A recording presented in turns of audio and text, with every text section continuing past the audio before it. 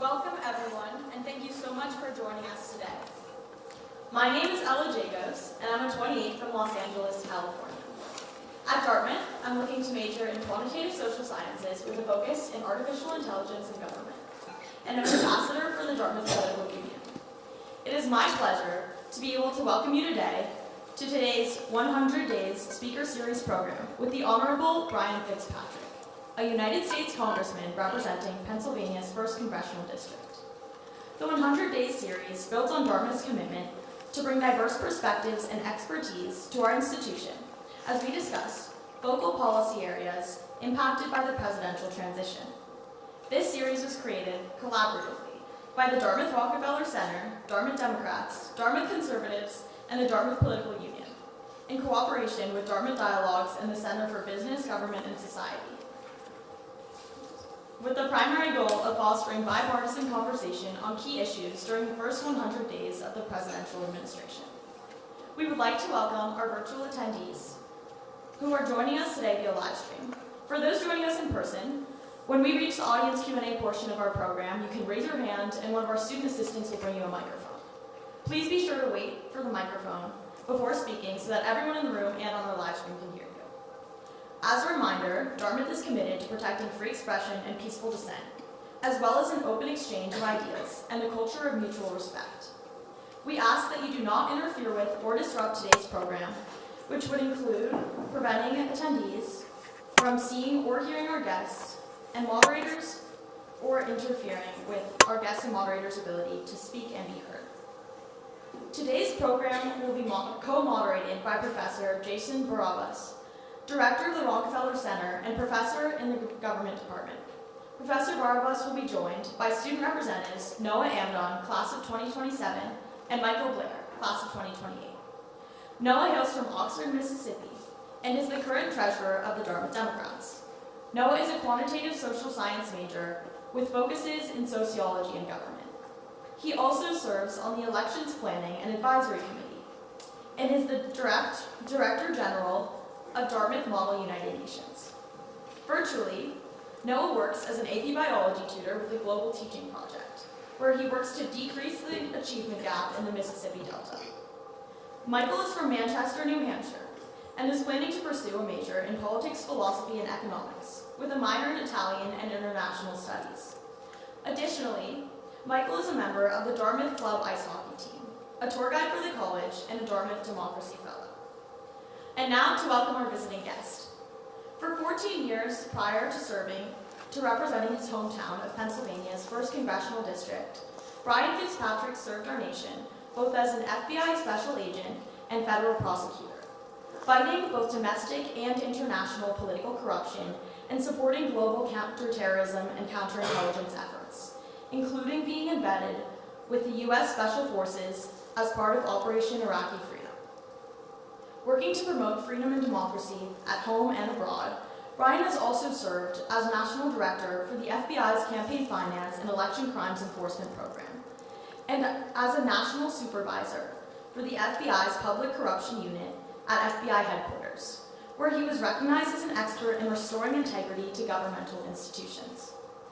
In the 119th Congress, Congressman Fitzpatrick sits on the Ways and Means Committee, where he is a member of both the Subcommittee on Tax and the Subcommittee on Health, while also leading as chair of the Working Family Tax Team.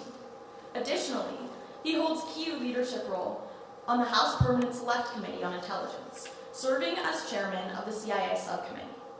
Congressman Fitzpatrick is a delegate to the NATO Parliamentary Assembly and a champion for bipartisan leadership, co-chairing nearly 20 caucuses and task forces dedicated to strengthening Pennsylvania's 1st District, our nation, and global security. Among others, he serves as a co-chair of the Bipartisan Problem Solvers Caucus, Congressional Ukraine Caucus, Bipartisan Task Force for Combating Anti-Semitism, Congressional Fire Services Caucus, House Cancer Caucus, and the Bipartisan Mental Health and Substance Use Disorder Task Force. In addition to these leadership roles, he's an active member of more than 20 additional caucuses, driving policies that bolster our local economy, enhance national security, and reinforce America's role as a global leader. Please help me welcome Congressman Fitzpatrick and our moderators to the stage.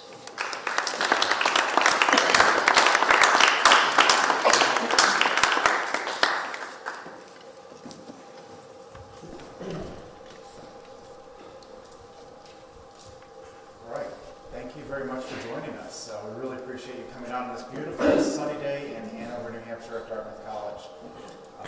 It is an honor, Congressman Fitzpatrick, to have you here with us, engaging with students. This is our 100 Days series, surveying the first 100 days of the Trump administration. We're just beyond that, but I think it's still worth noting, and I think it's been something that's many have said quite remarkable. So you've seen two other presidents, Trump, his first term, come in 100 days, and then Biden with his 100 days. I guess if you could just start us off by talking about how this period has been and what it's meant for you being in Congress and watching everything that's been happening. Yeah, I think shock therapy would be a good phrase for this 100 days. I've been through a couple of different transitions now, and first of all, thank you for having me.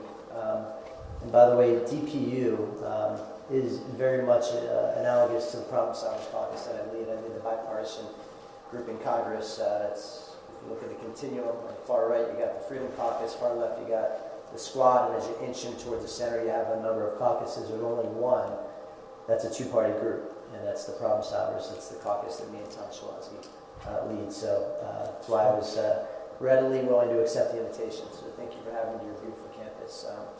Yeah, it's been one of the roles that I have as the leader of the two-party group is to do what I wish was more common throughout Congress, which is to calm people down, lower the temperature in the room, bridge the gap between differences.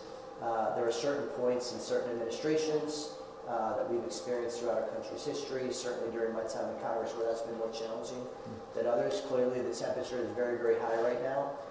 There's a lot of concern in a number of areas. We're about to take up a number of very, very significant, potentially expansive legislative issues whose fate is very uncertain.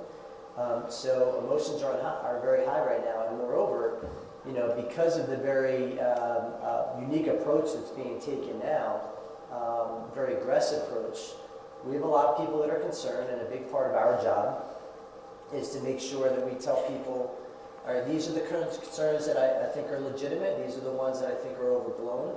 Just being behind the curtain, knowing where the risks and threats are and where they're not. But there's no doubt about it. I think that the role that we play as chairs of the Problem Solvers Caucus are really important, particularly during these transitions, particularly in the first 100 days of administrations, where you see a rapid change. You see agencies completely changing from the top down, and not necessarily just at the top, but sometimes lower levels of management as well. Okay, that's a good start. There's so many different issues. I see a lot of students from my Introduction to Public Policy class. I'm going to turn to them later because I do want to have them have a chance to ask you about all these different issues that we've been discussing each of the days. But for right now, I'm going to start with our student moderators here. So Noah, can you get us started with one of your questions? Yeah, so as you've mentioned, you have shown a willingness to work across party lines to get influential policies done. Very recently, you worked on the Hot Foods Act, expanding access to certain SNAP benefits. In my home state of Mississippi, our governor, Tate Reeves, a Republican governor, has rejected similar funding. Very recently, the Sunbucks program, which, for those unaware, is a program that allows students on free reduced lunch to access food during the summer, and he has rejected that federal funding, which is essentially free money. So I guess my question is, how do you find the issues that you are willing to work across party lines on, especially when they might disagree with other members of your party on methodology and certain values? Yeah, I think the first thing is, and I know you guys do this exceptionally well at Dartmouth, and by the way, the model that you have for open dialogue is so healthy and so refreshing, so thank you for that. We really we feel it's our responsibility to do that. You mentioned the Hot Foods Act. Going broader than that, so we're talking about our social safety net programs. That's a big topic of discussion right now. I would hope that we all have the same goals. Two things especially true. Number one is we want to protect and secure the social safety net. And number two, we want to fix that which is broken and make it more sustainable, more healthy for the needed beneficiaries, not just for today or tomorrow, but for the long term. I would hope we could all agree to those two basic premises. What you see in oftentimes this two-party duopoly is the Hatfields and McCoys kind of going against each other that are based on ideology and based on saber rattling and are not based on substantive policy conversations, which involves a lot of nuance, a lot of gray. I don't know what the Mississippi governor's rationale was for that. Oftentimes I've heard that when they reject a program like that, they're worried about getting locked into long-term budgetary commitments. But that being said, I believe that the first priority that any of us have, particularly those in public policy, is to take care of people that can't take care of themselves, help them, lift them up out of poverty, and make sure that we maintain that social safety net that's becoming of American values. So the Hot Foods Act that you referred to, all that's saying is getting rid of these arcane rules that prevent people from using their SNAP benefits on prepared foods, right? Oftentimes convenience stores, you go in, there's packaged foods, there's prepared foods, one qualifies for SNAP utilization, the other doesn't, and it's check the box type legislation that doesn't actually make any practical sense. So that's all we're trying to do is get rid of that barrier. And also, one thing you didn't mention, but I'm also a big believer of, is healthy foods. Speaking of the Hot Foods Act, the food that we eat in this country, the overwhelming majority of it is complete junk, and it's a major driver of chronic disease, which is terrible for our health. It's terrible for our economy as well. Another topic of passion for me personally. Lots of good policy issues there. Michael, why don't you? Yeah, looking more at this whole idea of polarization and where we are now. In Washington, it seems that cooperation and finding common ground are not valued. Lawmakers pay a political price for breaking the party line and the political discourse in that environment. What do you believe can be done to change that dynamic? And how do you find people from across the aisle to work with in Congress? Well, myself and my colleague from Maine, Jared Golden, have what we believe to be one of the key fixes to solve this problem. There are a lot of reasons why you see dysfunction in any institution. Let's focus on Congress at the moment. A couple things come to mind. Number one, the current construct in Congress is that if you get 218 votes, you get everything. And if you get 217 votes, you get nothing. When a 218 to 217 vote total is reflective of a very divided electorate that it wants compromise. I believe in more of a coalition type government rather than a zero-sum, all-or-nothing type system. We have that right now. Second, we have a major problem in this country where there are a huge chunk of states that have what we call closed primaries. Some states have open primaries. I think you guys do a phenomenal job here in New Hampshire. It's not perfect by any means, but it does a really good job of allowing moderating forces to engage in politics and actually impact the outcome. Many states, like my home state of Pennsylvania, do not do that. So consider this possible scenario. We are the nation of independence. We were founded on the concept of independence. We're about to celebrate 250 years of independence in this nation. If you are a registered independent in a closed primary state, you could be a World War II veteran, 98-year-old World War II veteran who stormed the beaches of Normandy, who saved civilization, and you go to the polls and you're told, you're sent away. You're told you are not welcome to vote because you are not registered in one of the two major parties. That is insanity. That is absolute insanity from an injustice standpoint, but it has a broader impact than that. We have a large number of our colleagues, we call them the vote no, vote yes crowd, where they go to the House floor, they'll see a policy, and for different parties, it's different issues. For my colleagues on the left, oftentimes it's border security. For my colleagues on the right, oftentimes it might be matters pertaining to Ukraine. There's a lot of issues on both sides of the aisle where they want to vote yes, but they don't because they're worried about their primary. And that's a huge problem. If you go to the House floor only worried about 30% of your electorate rather than 100%, it has a negative skewing of the outcome and really bad policy results. Primary used to be a noun, now it's a verb. Now it's something you do to somebody. In our bill, it's called the Let America Vote Act. So every state designs the way their election system is run. That's per the Constitution.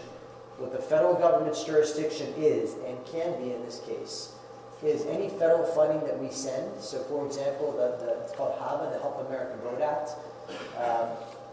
Long before many of you were born in this room, there was a very contentious election in 2000, George W. Bush versus Al Gore, where it was a very antiquated voting system in the state of Florida. We all became familiar with this concept called hanging chads. They were like pieces of paper that were hanging off of a card. And America collectively looked at this and said, this is ridiculous. So HAVA sends billions of dollars to the states to modernize their election system. So what the federal government can do is we can tie that money to certain reforms. So myself and Jared Golden have a bill. It's basically one line. It says that no U.S. citizen can be denied the right to vote in any taxpayer-funded election. Period. That is it. The states can decide if they want to do a jungle primary like they do in California, ranked choice voting like they do in Alaska, some form of open primary like you have here in New Hampshire, where independents can choose a ballot. I understand that's how that works here. But not denying anybody the right to vote.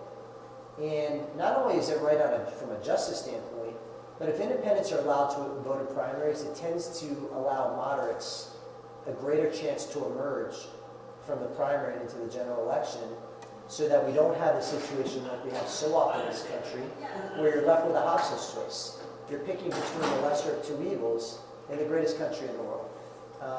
That's what we're trying to fix. So, long way to answer your question, but the most important thing we can do, I believe, yes, we need term limits. Yes, we need campaign finance reform. Yes, we need redistricting reform to eliminate gerrymandering, the three pillars that we've always considered keys to electoral reform, but some form of whatever you want to call open primaries, allowing independents to vote primaries is very important.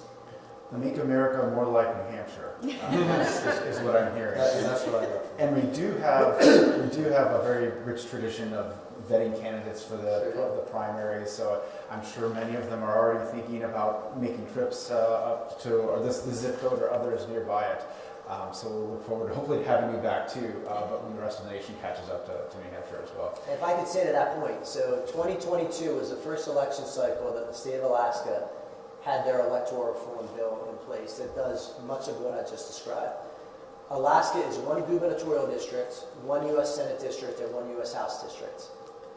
And on the same day, the same exact voters elected a conservative Republican governor, a very moderate Republican senator, Lisa Murkowski, and a Democrat member of the House. Same people. That's exhibit A of that system working. That's why we're big believers of it.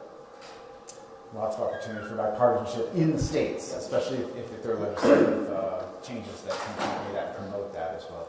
Let's go back to Noah to ask another question. I think you've got another one that's a policy issue. Yeah, so as we're talking about the first 100 days of President Trump's second presidency, we've seen a lot of shakeups with education policy. On your campaign website, you state education is a right, not a privilege. So, talking specifically about President Trump's push for school choice and school voucher programs, I'm just curious to hear your take on how that could potentially violate education as a right, particularly for our low-income and rural students. Yeah, so the big debate going on right now is what levels of government, and then local government, BC, the parents, should have what % of control over education in the educational system. Again, I would hope that we can all agree that education is an investment, not an expense. It's an investment in the future of our kids, the future of our country, the future of our economy, and the future soldiers in our military. The most important investment we can make in our country is investing in our youth, and the most important investment in our youth is education. Every country that has invested heavily in education has yielded tremendous results, and it's an investment, never ever an expense. With regard to the issue of funding, right? I just got off a Zoom call on a big point of contention in the tax bill known as the SALT deduction, the state and local tax deduction. That comes into play because property taxes are a big funder of local schools. If that property tax piece is not deductible, it puts a lot of pressure on the local school districts. You mentioned the issue of vouchers. Here's one of my main concerns with that. Public education and public education institutions have to accept everybody. They can't pick and choose who they accept and who they don't.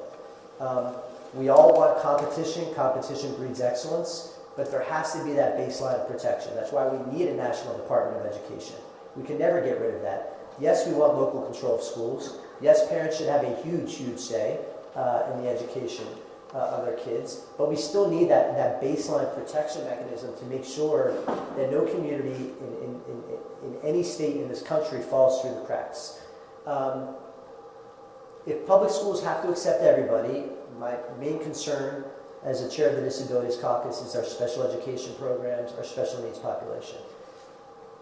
Any mechanism that is designed to increase competition and raise the level of performance in schools has to make sure that those basic safety protections are in place. We're dealing with that issue right now in Congress, and I've been a very, very outspoken advocate of that. I have my only brother has special needs, and I chair the Disabilities Caucus. And having lived through those challenges that I know families face, navigating the educational process, we do a lot of it, particularly with our autism community, where we call it the cliff effect, where the system is rock solid in many states up until grade 12, and then there's no support structure after that. So, number one, I think we have to make all of our policies becoming of who we are as Americans. Yes, competition is great. Competition does breed excellence. We should encourage that, but never ever let people fall through the cracks. So the problem with some of these one-size-fits-all solutions is that's what my concern is really. I thought that was a great way to do it. In my public policy class, we've been talking about how these issues intersect with each other. So you talked about disabilities, you talked about the tax code. You're on congressional caucuses that deal with, or committees that deal with ways and means, or taxation, or the disabilities part as well. And then it's the broader issues, education. And then behind all that is this competition principle. So just really music to my ears. Some of the same themes that we've been talking about week in, week out in this public policy class, how these issues are interrelated in so many different ways, especially here in New Hampshire too, because of our very strong reliance on local property taxes to fund the K-12 system especially. Michael, why don't you... Yeah, I'd like to carry on with sort of policy. On your first day in Congress in 2016, you released a government reform plan which included term limits for career politicians, among other things. All politicians, not just career ones. All politicians. While term limits are often talked about, it seems like Washington has no real appetite to make this change. I just want to know why do you support term limits, and what's a path forward that you see for this policy? So our very first president, George Washington, set this tradition into motion. He did two things that I think set America on a very different course from other nations. One of the reasons why we've become the world leader. Number one, he resigned his military commission. He wanted civilian control of the military, something very, very different and unique from other countries at that time. And second, he started the tradition of term limits. All he wanted was to serve one term, go back home to his farm in Mount Vernon, live under the laws he helped pass, make way for a new generation of leadership. They talked him into a second term. He said no more. And it was a tradition that every single president honored up until FDR, who served 4 terms and died in office, at which point Congress passed the 22nd Amendment to the Constitution. But Congress only applied it to the executive branch. They didn't apply it to the legislative branch. They didn't apply it to the judicial branch. The opponents of term limits will say that you lose some good people. Fair criticism. But my personal belief is that the positives outweigh the negatives, because the new blood, the new infusion that you get, I believe outweighs the downside of losing good, knowledgeable people.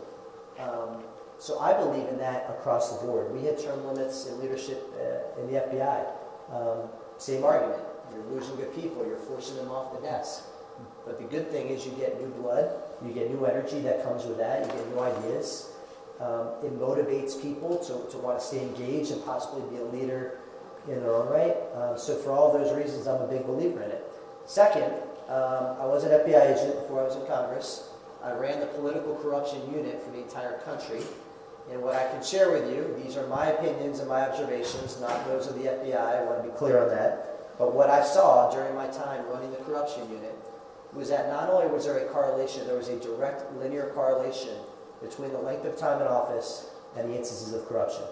What we saw was even the most well-intended, principled, backbone people that entered that system, when that system becomes the new normal, where people all around you are flaunting the rules, both ethical and sometimes legal, that becomes the new normal. It's this concept, we call it prasia, where when that's all you see all day, every day, it seeps into your brain, and you think that's the normal way to conduct themselves, and it changes their behavior. And we saw that time and time again. It was rare, if ever, that we would indict somebody 2, 3, 4 years in. Much more likely 20, 25, 30 years in, for that very reason. So I think it's good for turnover. I think it's good for mitigating corruption. If you lose some knowledge, yes. But by the way, I think it should apply across the board to everybody. And I always emphasize this with term limits. They either apply to everybody or they apply to nobody. You can't only have the term limit believers term limiting themselves. That doesn't work. That's a good way to have the issue go away. The opponents win the day because all the proponents of term limits are gone. And I believe it should apply at all levels of government.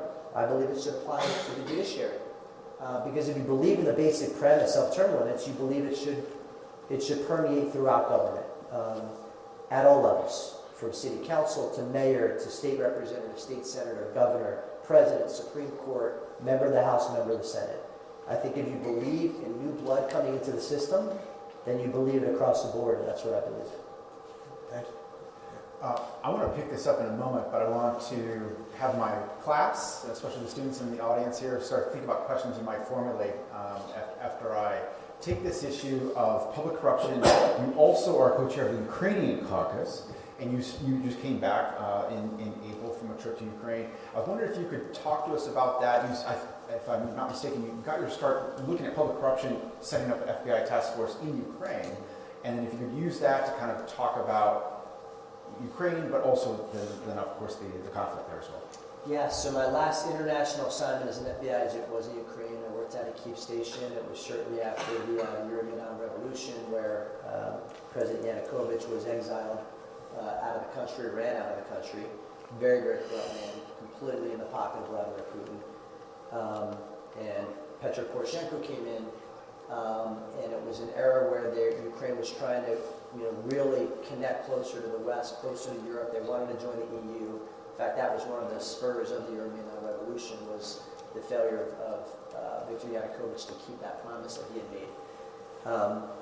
And there are metrics that one must meet, or at least get on the path to get a glide path to NATO membership, to EU membership.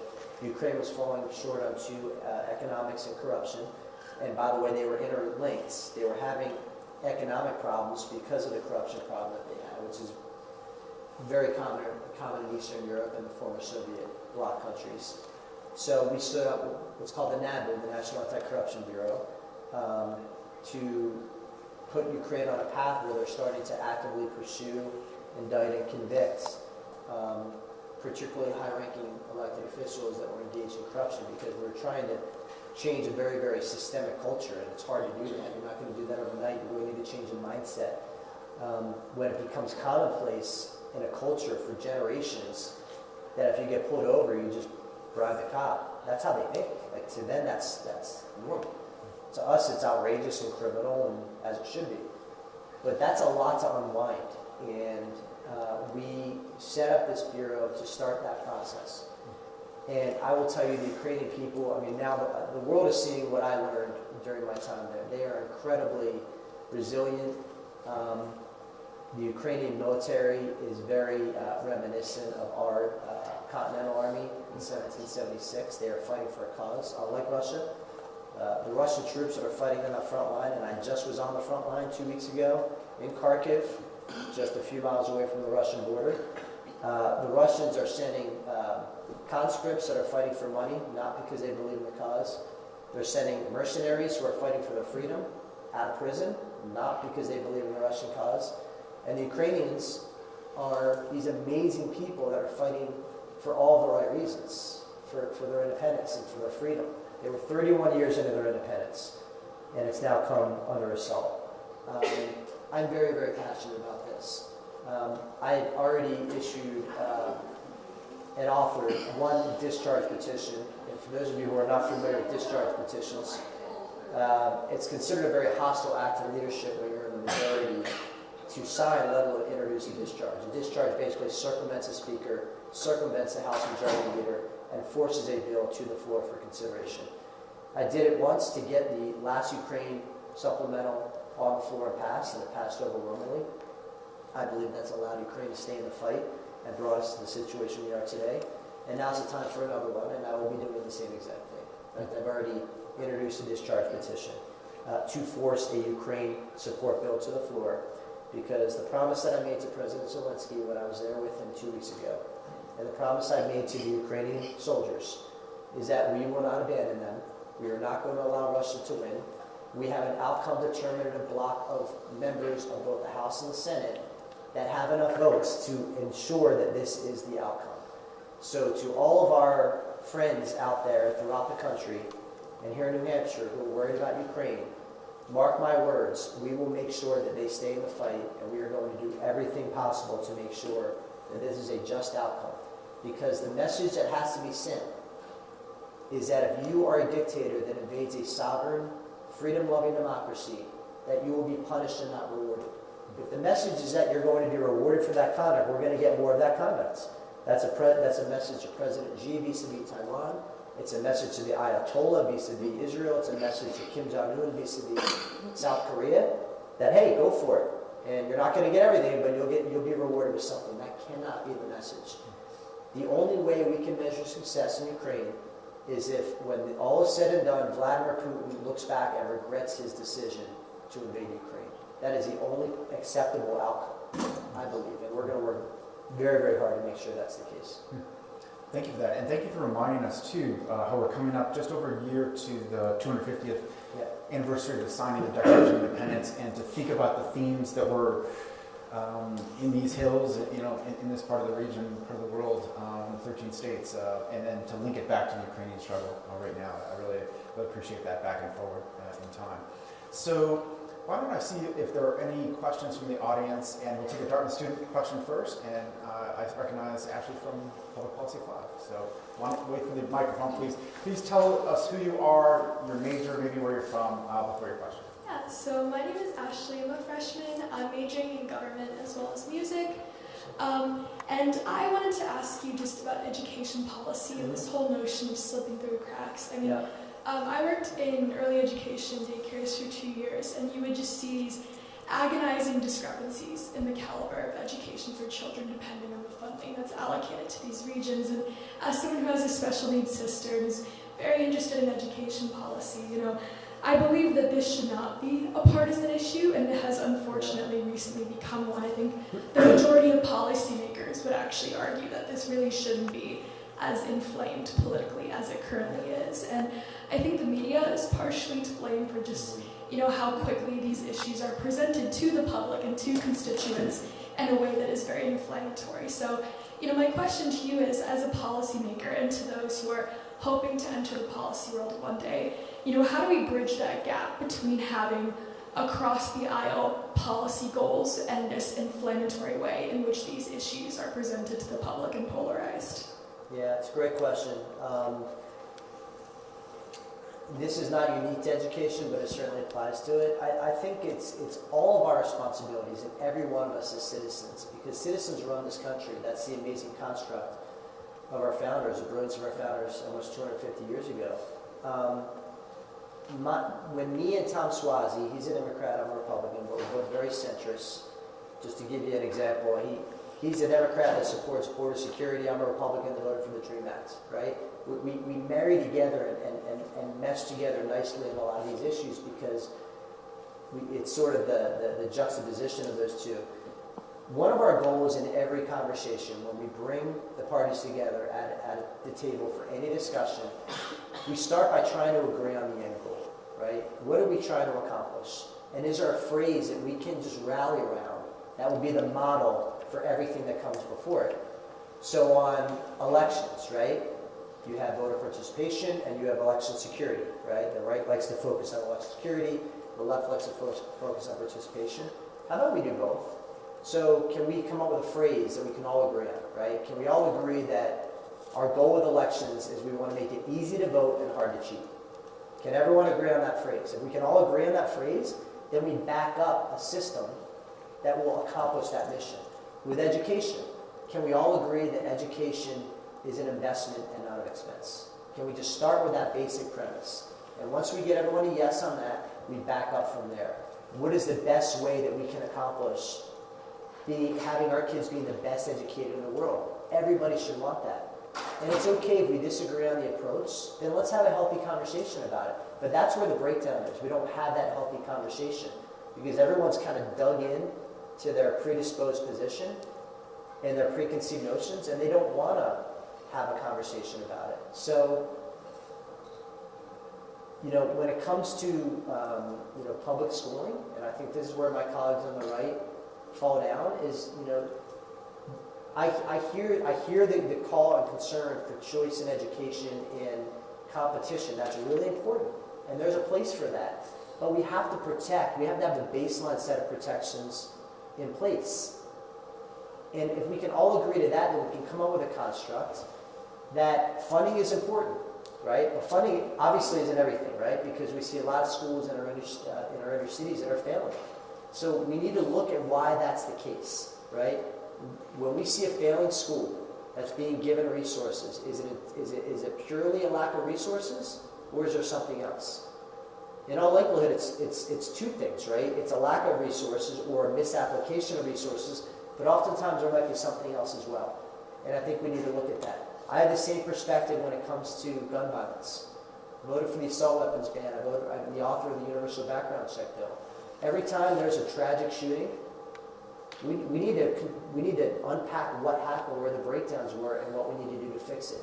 I think just taking a more intellectually honest approach to solving these problems is the way to go. The barrier is that when people sit down and are taking a very closed-minded, ideological, partisan view, and rather than wanting someone to identify their blind spots, they want to lecture, that's where the breakdown occurs. So that's what our caucus focuses on.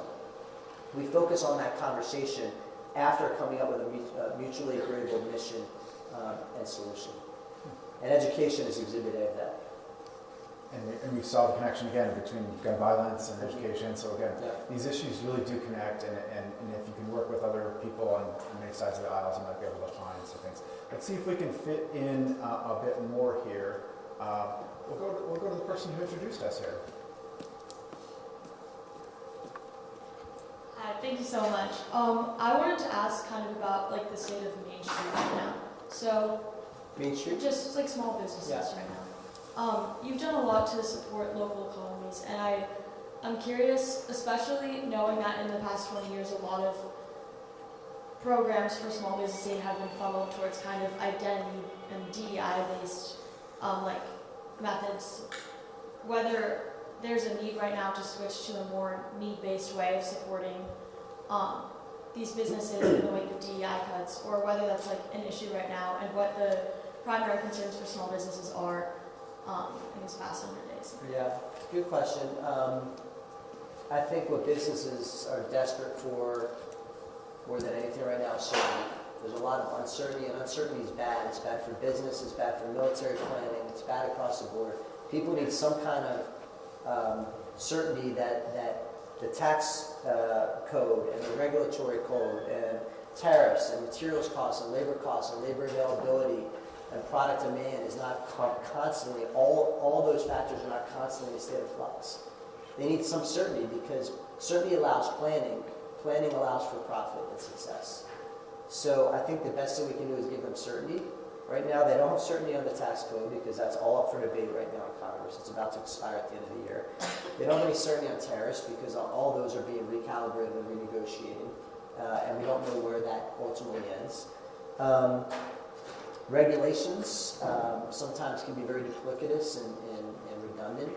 Some are needed for sure, but the Code of Federal Regulations is a compilation. Nothing ever comes out of it, it only gets added to it.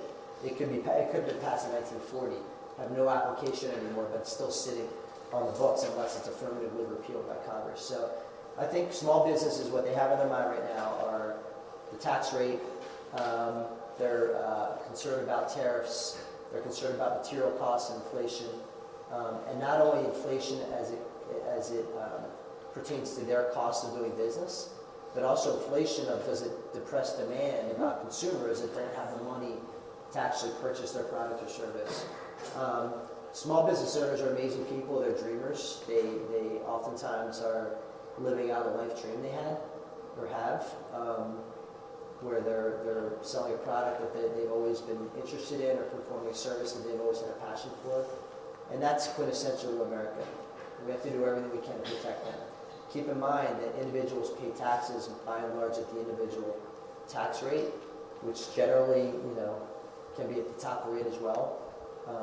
One of the things that I've been advocating for is to separate out, the top rate for small businesses versus the top rate for individuals, because I think Joe's hardware store shouldn't necessarily be put in the same tax realm as Paris Hilton, right?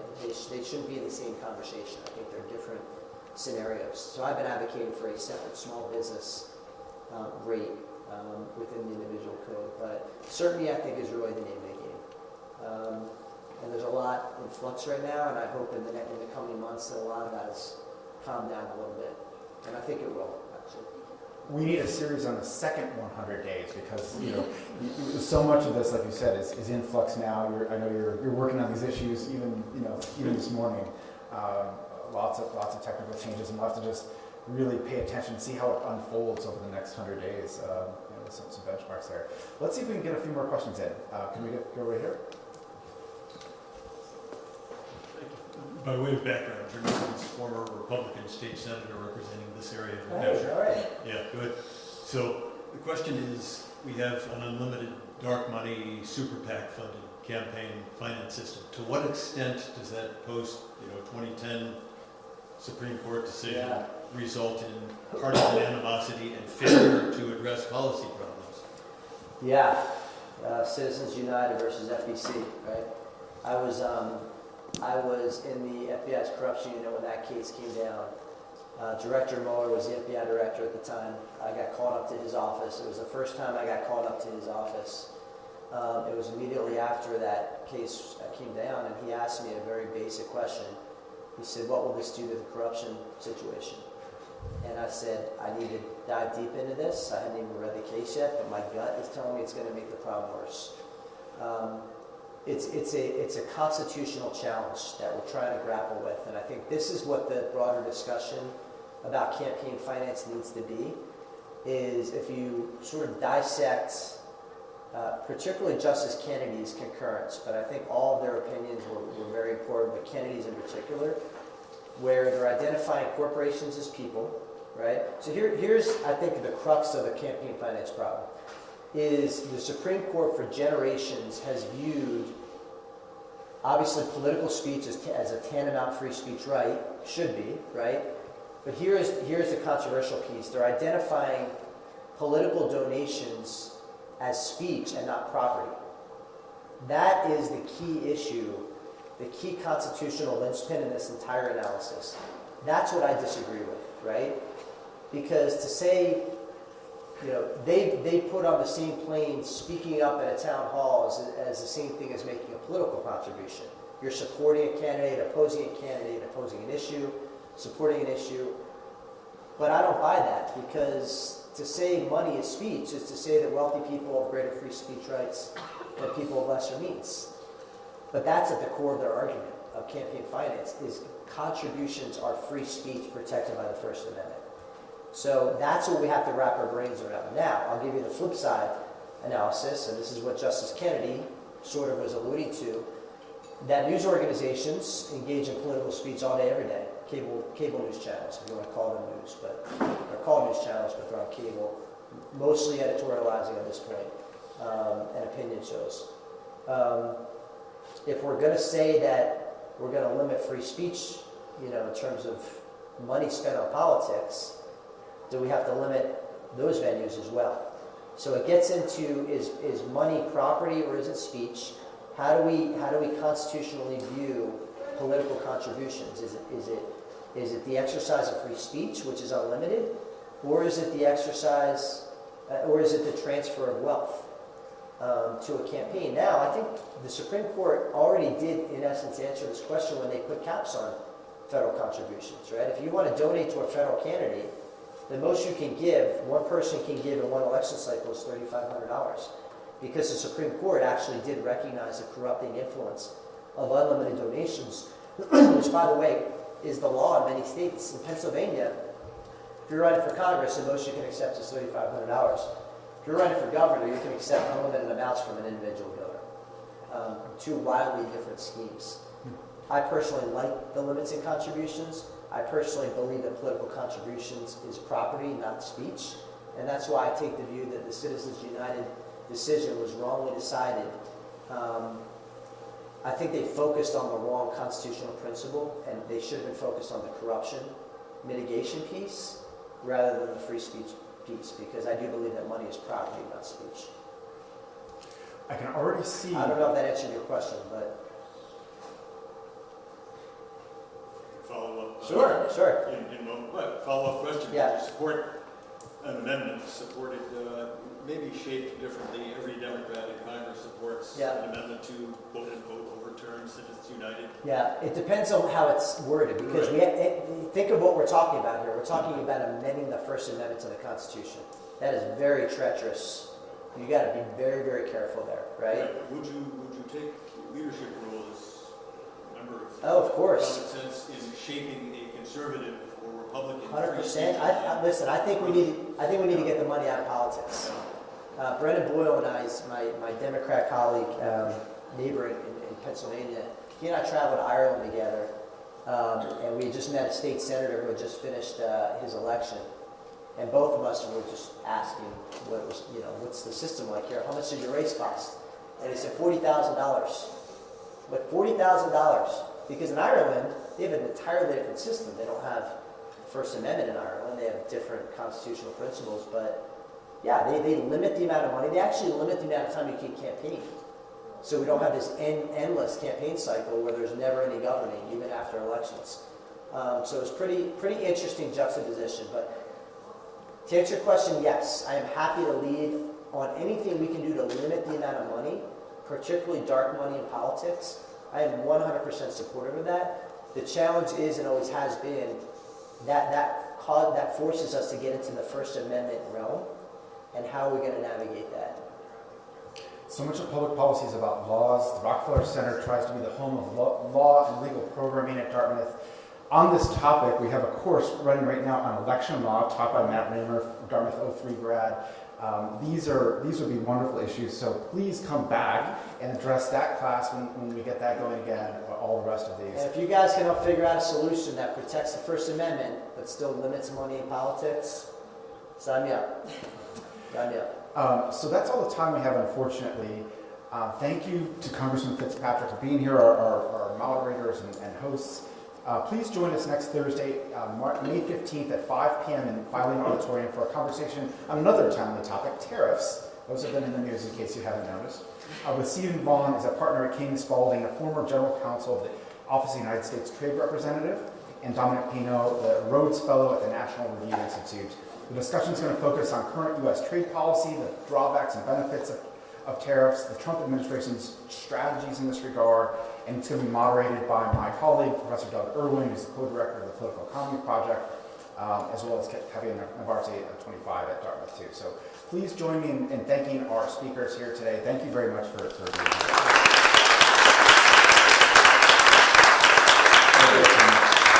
here.